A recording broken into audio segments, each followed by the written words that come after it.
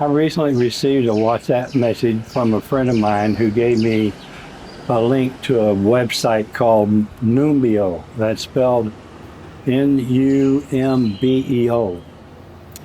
The purpose of this video is to talk about the cost of living numbers for living in Ecuador. Numbeo is the world's largest cost of living and quality of life database, combining millions of crowdsourced reports with automated market data collection and statistical validation to produce reliable global benchmarks. Okay, it covers cost of living, housing, crime, healthcare, transport, and other key indicators used by individual researchers and organizations worldwide. The information I'm using in this video comes from Numbeo. New York City is the baseline for the numbers I'm going to share with you.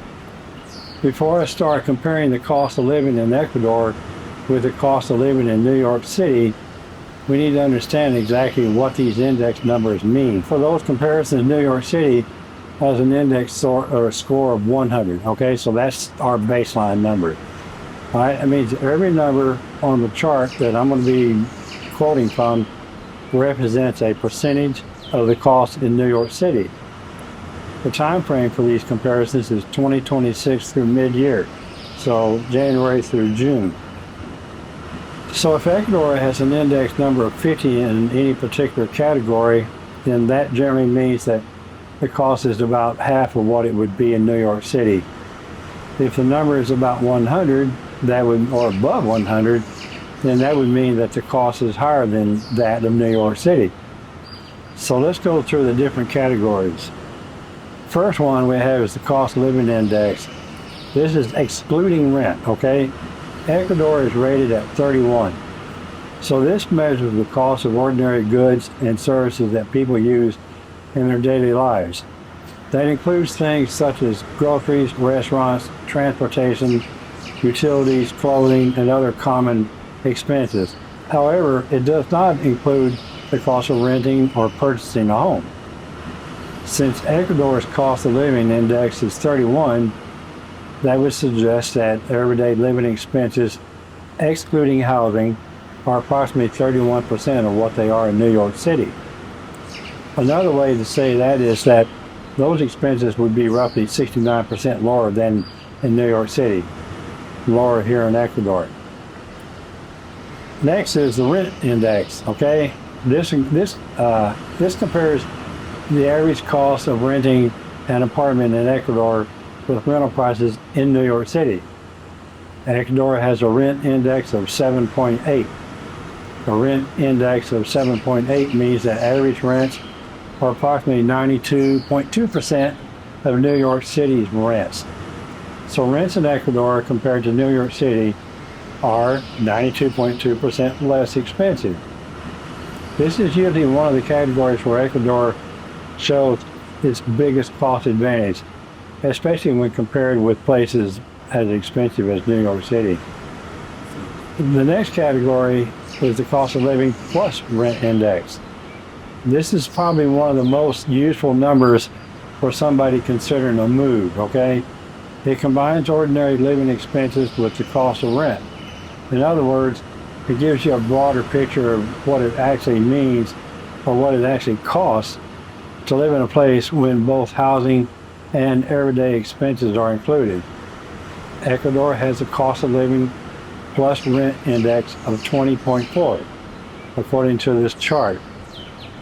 That would mean that the combined, let me see if we get this right, that would mean that the combined cost of living and renting is approximately 20.4% of the combined cost in New York City.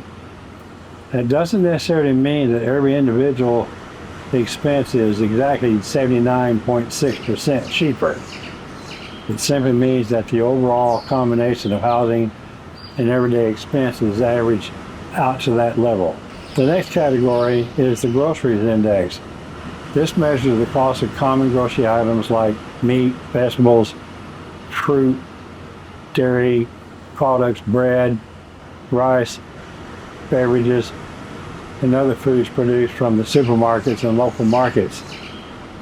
Now, when it comes to beverages, exclude beer and wine, okay? Because beer and wine is not cheap here. Once again, New York City has a score of 100, so Ecuador has a groceries index of 33.8% or 33.8. I don't think they use percentages, just a factor. It's a number, 33.8 out of 100, which means that the average grocery basket costs approximately 33.8% of what the same basket would cost in New York City. Of course, grocery prices can vary considerably depending on whether you buy imported products, shop at large supermarkets, or purchase locally produced food from neighborhood markets. Next, we have the restaurant price index. This compares the cost of eating and drinking in restaurants and bars. I'm not so sure about the drinking part, but anyway, we're going to go with what Numbeo says. It includes things such as inexpensive meals at mid-range restaurants, fast foods, coffee, soft drinks, beer, and other dining expenses. Ecuador has a restaurant price index of 27.5. That would suggest that restaurant prices are approximately 27.5% of New York City prices. In other words, dining out would be roughly 72.5% less expensive. Again, that's an average. You can certainly find expensive restaurants in Ecuador, particularly in the tourist areas or upscale neighborhoods. But everyday restaurants, local lunch specials, neighborhood cafes are generally much less expensive than comparable places in New York City. Finally, we have the local purchasing power index. I think that's what they call it. Yeah, the local purchasing power index. This one's a little different, okay? It doesn't simply compare prices. It compares how much residents can afford to purchase based on the average local salary. New York City is once again the baseline of 100. Ecuador has a local purchasing power index of 47.4. That means a person earning the average local salary in Ecuador has approximately 47.4% of the purchasing power of somebody earning the average salary in New York City. I hope that makes sense to you. It makes me dizzy. Put another way, the average person in Ecuador may be able to afford substantially fewer goods and services even though many prices are lower. This is an extremely important distinction. Ecuador may seem very affordable to a retiree or an expat receiving income from the United States, Canada, or Europe, but it may not feel that's nearly as affordable to an Ecuadorian worker earning a local salary. The cost of living is lower, but local wages are also much lower. That's why the local purchasing power index should not really be confused with the cost of living index. One measures prices, the other measures what local residents can afford based on their income. These numbers are useful because they give us a general benchmark for comparing different places. Okay, if that makes sense. However, it should not be treated as a guarantee of what any one person will spend. Your personal cost of living will depend on where you live, the type of housing you choose, how often you eat out, whether you purchase imported products, whether you own a vehicle, and of course the kind of lifestyle you want to maintain. Thanks for watching.